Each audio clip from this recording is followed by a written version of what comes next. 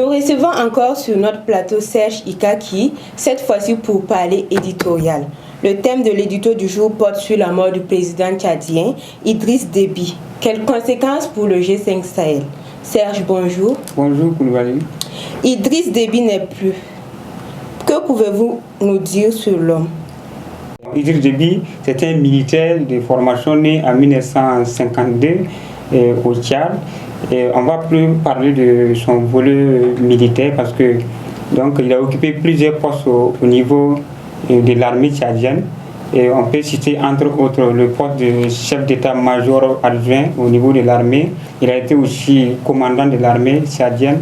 Il a été par moments aussi conseiller à la présidence chargée de la défense et de la sécurité de l'armée tchadienne. Donc, disons qu'il a pris le pouvoir en 1990, plus précisément le 1er décembre 1990, parce qu'il était à la tête d'une rébellion dirigée par... d'une rébellion qu'il a créée lui-même. Donc, il a chassé Hissène Habré du pouvoir en 1990 avec cette rébellion-là. Et donc, il s'est emparé du pouvoir. Et on peut être tenté de le dire, qui combat par l'épée, périt par l'épée. Malheureusement, on peut le dire parce qu'il est arrivé au pouvoir par l'épée. Malheureusement aussi, il est parti par l'épée. Et on peut même dire que peut-être une ironie du sort ou bien une coïncidence historique.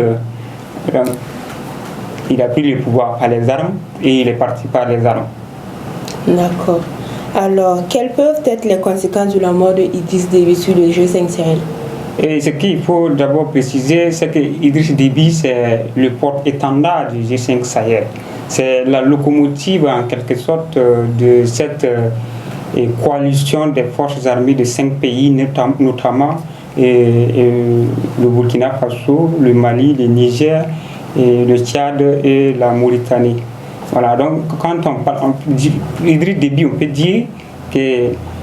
Je disais tout récemment que c'est le porte-étendard du G5 Sahel parce que sa contribution dans la lutte contre le terrorisme est au-delà de la contribution des autres. J'ai dit ça parce que vous vous rappelez qu'en février dernier, il a envoyé 1200 soldats tchadiens pour renforcer l'effectif du G5 Sahel. Voilà, il prenait quand même des décisions courageuses, il s'affirmait beaucoup et une fois qu'il n'est comme ça qu'il n'est pas là, ça va beaucoup jouer sur maintenant l'efficacité du G5 Sahel.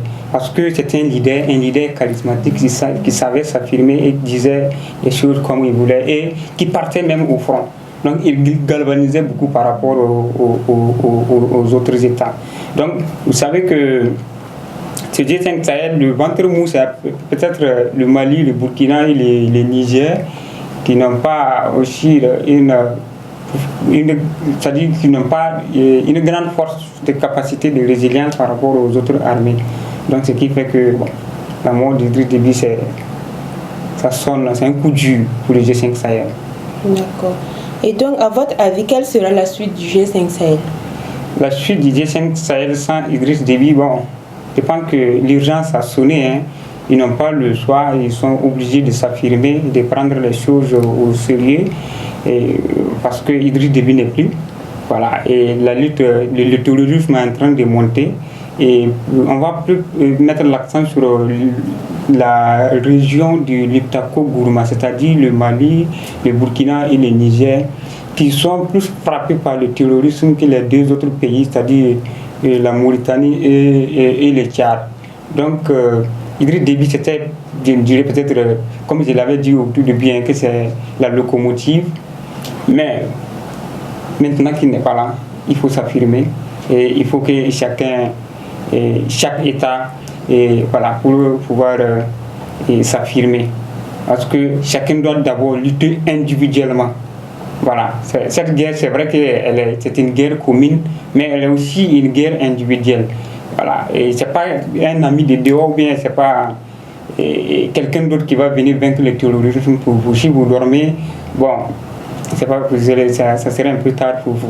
Donc il y a lieu de renforcer vos effectifs, de mettre assez de moyens pour pouvoir répondre efficacement face à cette hydre terroriste qui est en train d'endeuiller et des populations chaque jour. Alors, pour conclure, pensez-vous que le fils de Idriss Déby pourra diriger le G5 Sahel comme son père? Et le fils d'Idriss Déby qui occupe actuellement la transition, le comité, on peut pas dire aussitôt comme ça qu'il va être comme son défunt père. C'est difficile parce qu'il faut le voir d'abord à l'œuvre. On dit que c'est au pied du mur qu'on reconnaît le vrai maçon. Mais ce qu'il faut dire de l'homme, c'est qu'il aussi il était sur les fronts de bataille comme son défunt père. Et en 2013, rappelez-vous qu'il était aux côtés de l'opération Barkhane, c'est-à-dire l'opération Barkhane, aux côtés des forces armées françaises en France qui conduisaient l'opération Serval.